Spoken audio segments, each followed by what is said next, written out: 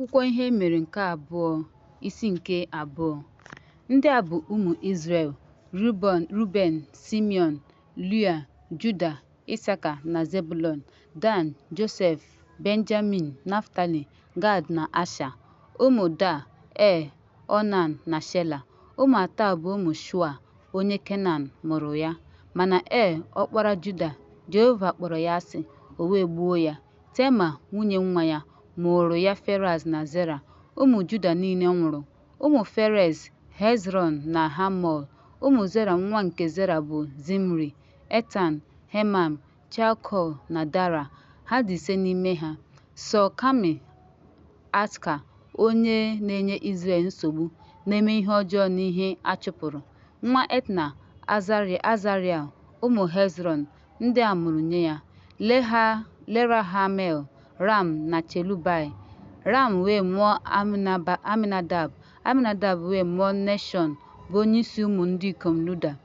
Nashọn mụkwara Shama, na Shama mụkwara Boaz. Boaz wee mụọ Obed. Obed wee mụọ Isha. Isha wee mụọ ọkpara ya bụ Eliab. Nashọn na nwa ya nke anọ na Abinadab bụ nwa ya nke anọ, na Eliab nwa ya nke anọ. Nke ise na Ozem bụ nke ise, na David bụ nke iri. Ụmụnne ha ndị nwanyị bụ Zeruya na Abigail. Ụmụ Zeruya bụ Abishai na Loab na Ashel. Abigail wee mụọ Amasa. Nna Amasa bụ onye Ishmael. Keleb nwa Hezron wee mụọ Leriot site na Azuba bụ nwunye ya. Ụmụ ya ndị ikom bụ Lesa na Shobab na Adon. Azuba wee mụọ Keleb, wee kụrụ Afrata tinyere ya. O wee mụọra ha Hawa. Họrọ wee mụta Vri. Vri wee mụta Bezalel. Hezron wee gakwuru ada Makai, nne Gilead, wee lụọ ya mgbe ọ dị afọ 60, wee mụọ ya. Shegub wee mụọ ya. Shegub ya onwe ya bụ Shegub mụrụ Ọgba, onye nwere 320 n'ala Gilead. Gesua na Siria lere anya n'ebe ọ nọ n'obodo ndị dị n'ime ala. Kenat na obodo ya, nke dị 60,000. Ndị a niile bụ ụmụ Makai, nna Gilead. Mgbe Hezron nwụsịrị na Keleb Efrata, Abijai, nwunye Hezron, mụrụ ya Ashọ, nna Tekio.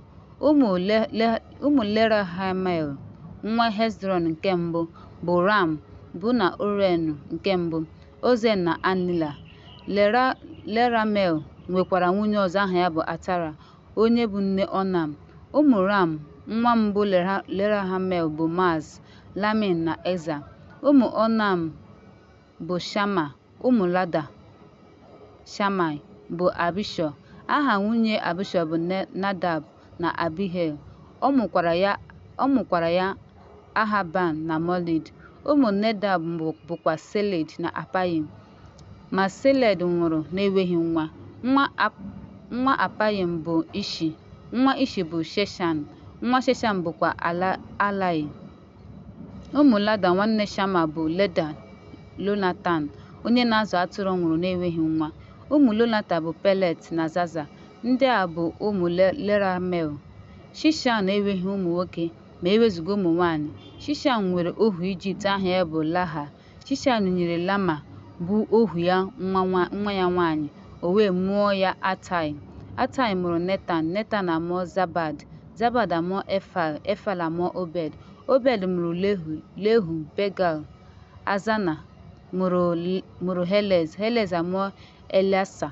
Elasa amụọ Sisama. Sisama amụọ Shalom. Shalom amụọ Lekamaya. Lekamaya amụọ Elishama. Ụmụ Keleb nwanne Leramel bụ Misha ọkpara ya, onye bụ nna Zil, na ụmụ Merasha nna Hebron. Ụmụ Hebron bụ Kora na Tapua, Rekem na Shema. Shema amụọ Raham nna Lokam. Rekam amụọ Shamel. Nwa Shamai bụkwa Moan. Moan amụọ Betzọ. Efa, iko Keleb amụọ Haran, Moza, Gazez amụọkwa Gazez. Ụmụ Laida bụ Regem, Lotam, Gesham, Pelet, Efa na Shaf. Iko Keleb bụ Maaka. Iko Keleb bụ Maaka mụọ Sheba na Tehana. Ọ mụkwara Shaf nna Mana, Shehuai nna Makbena, nna Giba bụ ada Keleb.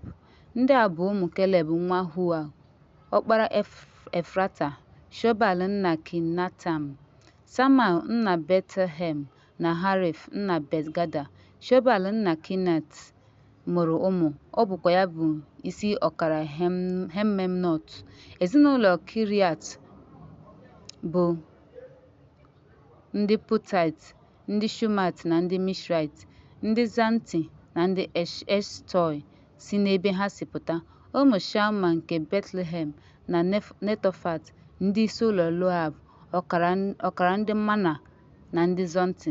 Ezinụlọ ndị odeakwụkwọ bi na Labes, ndị Taịrait, ndị Shimeat na ndị Skutait bụ ndị Kenite, ndị si n'obodo Hamat, nna ụlọ Rekab pụta.